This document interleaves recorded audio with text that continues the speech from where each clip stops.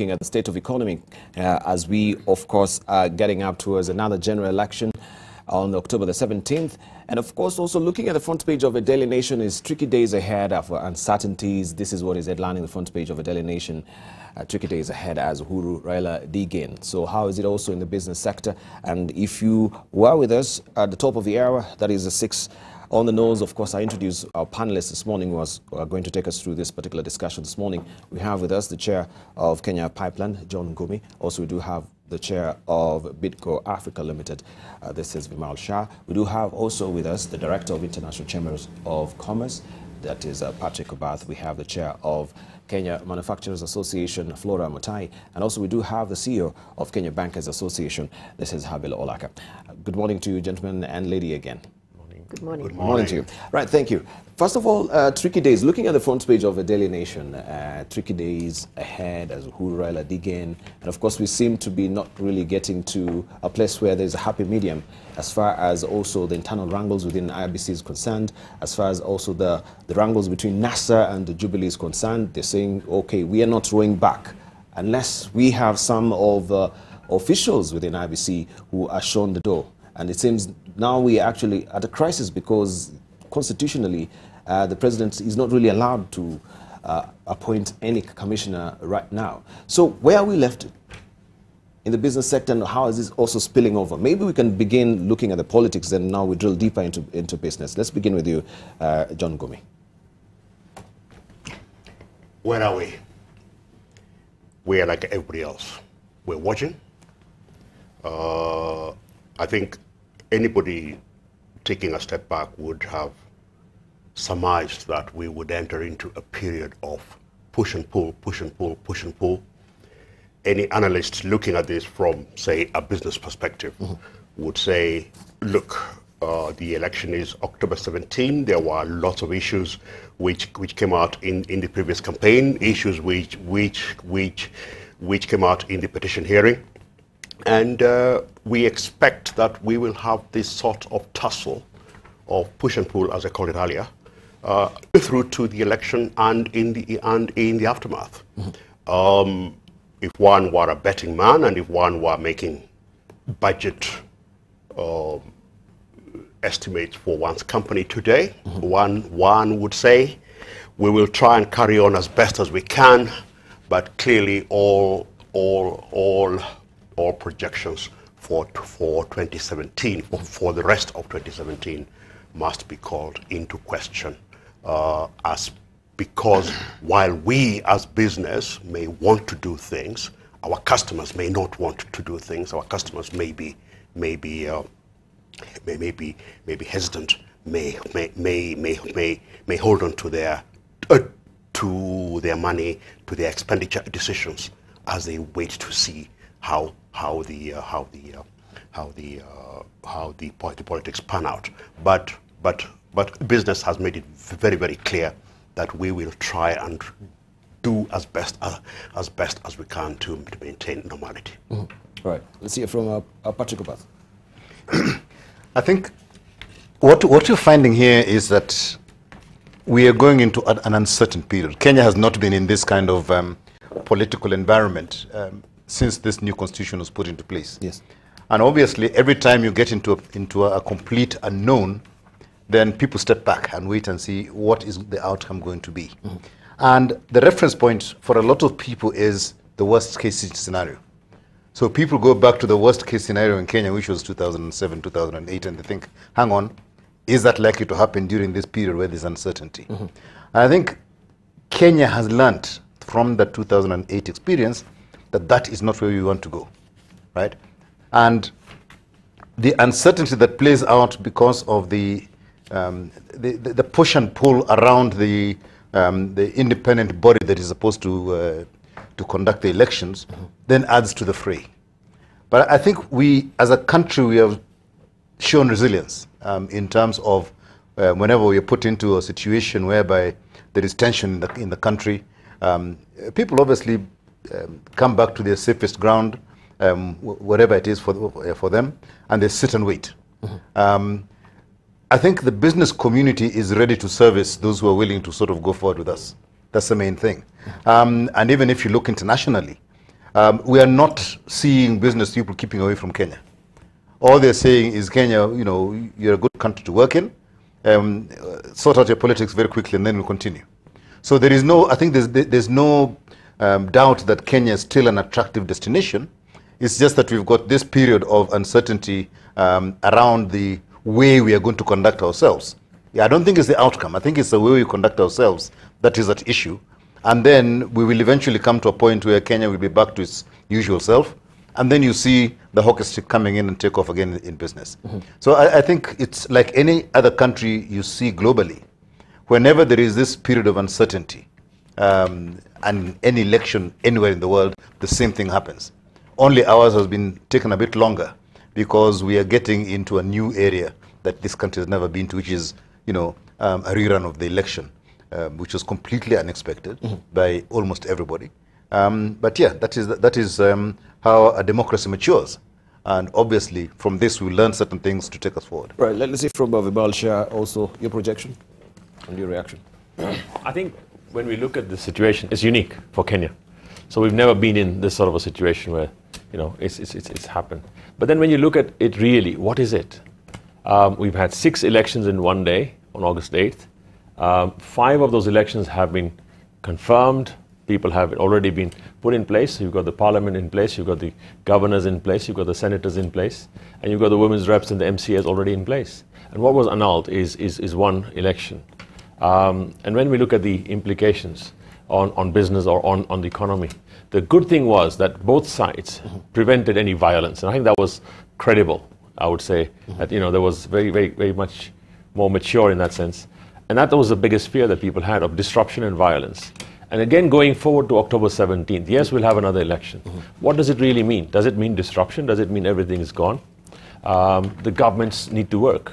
There were promises made before elections. There were manifestos made. And I think the parties who were already in place as governors or senators or even MPs and on all the rest should start delivering on those promises rather than wait for October 17th and say we're on standstill. I think to be on standstill mode, to say nothing's going to happen until then, is wrong. Same thing, Wajibu Wetu, for us as all business people in Kenya, our responsibility is to serve the people of Kenya. Our youth, our women, our people need more jobs. We need to keep on creating those jobs. However, the uncertainty is sort of like a cloud in the air. And I think that cloud needs to be understood clearly as to what it is. Does it mean complete change of the way we run this government? Or does it mean a change in just the leadership at the top? Because it's only 2 people contesting or probably some more if the court approves that.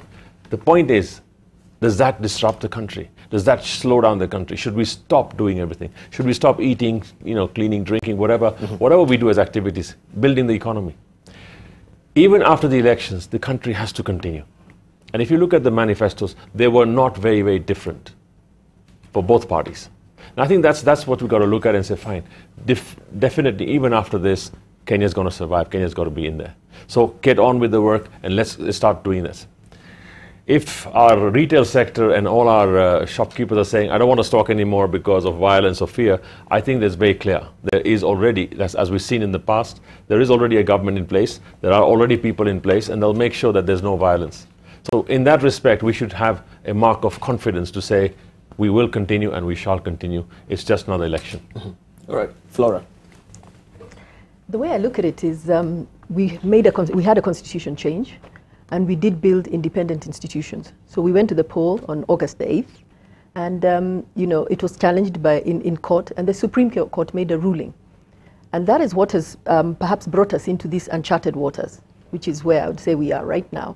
But we need to respect the law, and that is the only way we'll build and strengthen the institutions. Once we have strong institutions, we'll be able to have what is being called a democratic maturity, where people will be able to actually go and vote and go back to work. So we need to sort of, you know, stay calm, continue with our business, and let the institutions that are mandated to do what they're doing actually do what they're supposed to do. And I believe the best thing we can do is give them any support that we can, but actually respect their decision and move on. That is what I believe will take Kenya to the next step. All right, let's see also from Habil OLAKA. Yeah, I think I agree with my colleagues in the sense that we knew 2017 was an election year. And the estimates for the growth rate were fairly optimistic. We're talking about 5.7 or thereabouts. And then come the elections. Generally, there was a general slowdown in terms of economic activity, but the hope was that after the elections in August, we'll then try to recoup the lost mileage. And we were all hopeful that we'll be able to, within a few days of passing the elections, we'll then get back to economic activity so that by the end of the year, we are more or less close to our initial projections. Then given what has happened and given that now we have another 60 days added on to this activity of this period of almost no economic activity, now it looks less likely that we may be able to hit our initial projected growth rate. So we may have now slashed down that projected growth rate to something much, much lower than that. But there's another fear. You see what happened in August. Come the elections in October, might there be a possibility that the same could recur, where we have another petition and possibly another decision taken? Now, we don't hope for that, but if that happens, then it will be another extension of this period of inactivity, and therefore a slowdown in the projected growth rate. So I think the critical thing is to urge the specific institutions that are in charge of managing the process to ensure that the process is run in a way that it cannot result into what we saw in August. All right, and also you raise a very important point, because of the indications there have been, of course, that yes, we might be drawn to this particular vortex of vicious legal cycles where people will petition, we come to another general election if the systems are not actually put in place right now. We've seen the civil society is agitating for the Director of Public Prosecution to prosecute some of his officials who are still in IBC.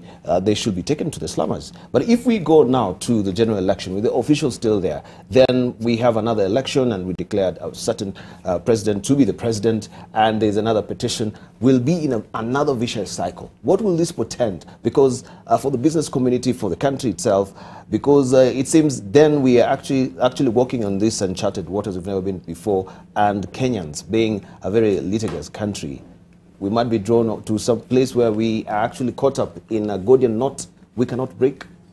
I think I'd go back to Vimal's point about no violence and all the other aspects of this. What could happen and what would be sad for Kenya is that if we are drawn into that vortex of endless elections, and then what you will get is a lowering of general economic activity permanently, even if there's no other sorts of disruptions, you will find people building expectations of politics dominating everything, and you will then find that economic activity adjusts to that, whether it's the foreign investors that Patrick alluded to. They will adjust their expectations of Kenya to take into account those realities. So on the one hand, it's critical that we get this particular election right. But if we don't get it right, what I think will happen is that we will settle into a permanent state of suboptimality and of mediocrity in terms of economic performance.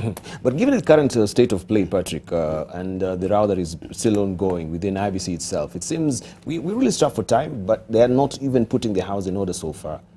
Do you think actually the October the 17th will hold for us as a country to have a general election?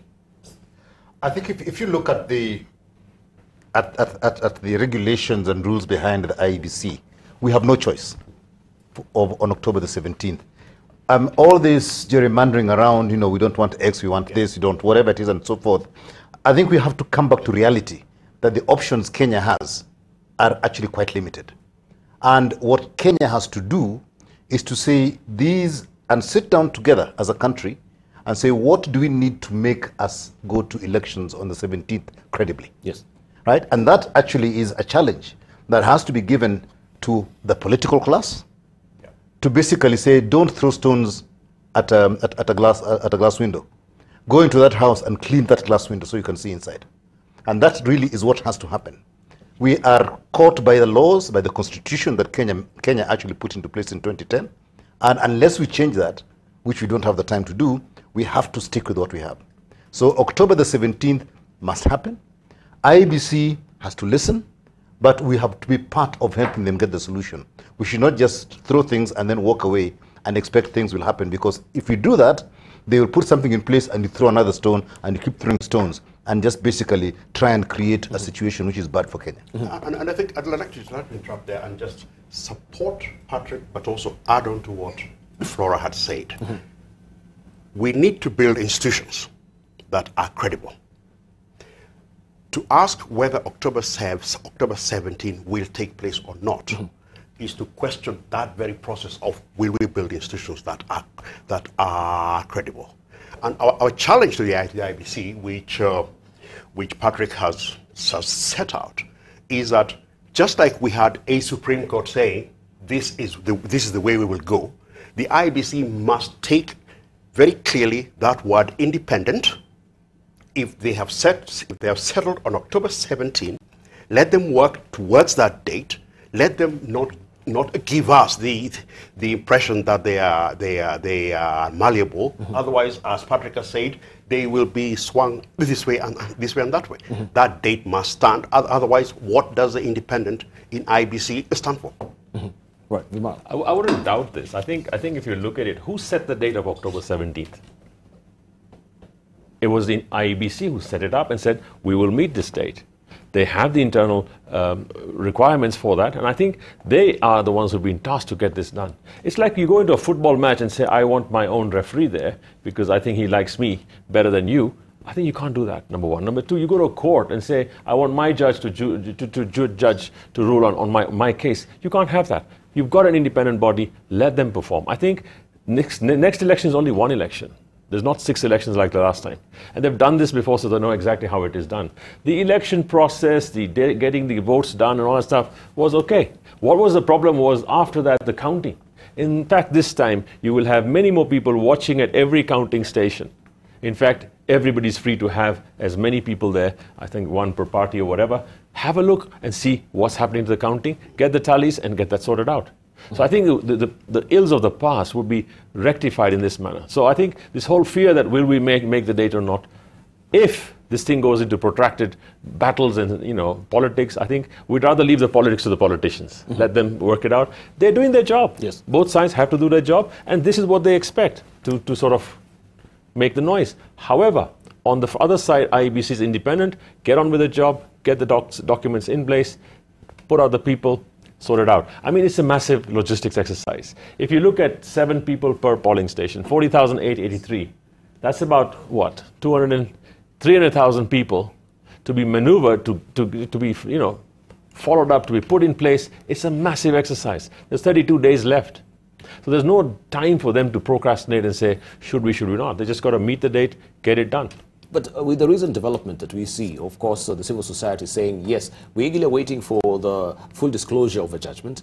And if some of the officials are implicated in that particular judgment, they should be prosecuted. And if they're prosecuted, they will not be in office, right? There'll be others. If that will be the case, then where are we left with? There'll be others. Get away from this business of it is an individual. Yeah. If a ruling comes out, and if certain individuals are charged, there are other individuals. Come on, there are 50 million or so Kenyans. What are we talking about? IBC has got officials in there. Exactly. We can't use that as an excuse. They've said, of course, we don't want the secretariat and some of the commissioners as well. And you had the chair came and say, you realize also we've been in office for barely 7 months. That will be another, trot of excuse that will be put forth.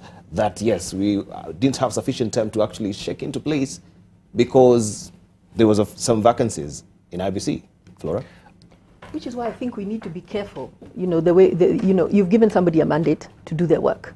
The more you keep interfering, the worse it's going to get. Personally, the way I see it, these people do have already experience that can be built on. They know what went wrong. They know how they can improve. Yes. However, should there be told that there was some fiddling and they need to step down, like John says, somebody else should be able to step in. And I don't believe when you're in a football match, you start saying my opponent should be X and not Y. I think it is important to respect these are the rules of the game. Perhaps if you have an issue with one or two, let that be addressed in the manner that the institution feels is the best manner. It is an independent institution, like I say, and we need to treat it in such a manner, such that we start getting the, the results that we do require. It's a painful process. It's a very painful process, especially for business, for the government who needs to start getting on with their business, like we're trying to get to our GD, the growth that we're aiming for. But it's a small price to pay to get things right, but allow the system to work. Allow the system to work. Habil, OLAKA? Yeah, I think the IBC, I think, should be allowed to be independent. I think the critical thing is that independence. And they have given out a date on which the election should be held, and so that should actually stay. Now, the other side of the political divide has more or less given demands. I think what they should do is look at the issues being raised and not the prescription being given by that political divide. And if the issues are addressed, in addition to the full judgment coming from the Supreme Court, they address the issues rather than the prescription being given by the other side of the divide, then you move forward in a way that you appear credible. Because you have addressed the issues, the concerns they have raised, you're not just brushing them aside, but the concerns they have raised, you have actually addressed them, and as you move forward, you're taking them into consideration. And these are concerns being raised from both sides, by the way. So if you take the issues rather than the prescription, I think we'll have a way forward. All right, Obath, before we take a short break, I saw you really starkly not agreeing with what was being said here. No, I get extremely uncomfortable. Yes. When people start saying remove X, remove Y, do this, do that, whatever it is. What you got to say is this is the concern we have, right? Address that concern, right? And once that concern has been addressed, we move on, right? But if you start moving people, then another person is put in, you will find some dirt on that person, and you keep going that way. That is not the way to try and empower an independent institution. You must point out the areas that you have a concern about, yes, and then support them to actually create a solution for that thing. Don't actually just say we have a problem and walk away, right? Let us actually begin to build Kenya and build our institutions, right? And I really get frustrated, especially if you're a private sector person and somebody comes and tells you, fire John NGUMI, I don't like him, right? And then you say, but listen, we have a process of doing it, right? So let us take our process of firing John, right? We will eventually get to that place, but we have to follow due process. And that is what the IEBC has started doing. They have a certain amount of information that allows them to start asking questions internally. And they're doing that already. Until such time as that ruling comes out, they can only work with what they themselves have seen internally. At the point when the ruling comes out, they'll examine it again and say, fine, we've got additional information. Let us continue our internal process, but the institution has to continue moving forward. Right? So I think just as Kenyans, we just have to think carefully and say, let us support an institution and correct the issues that that institution is having and give them solution. Thank you.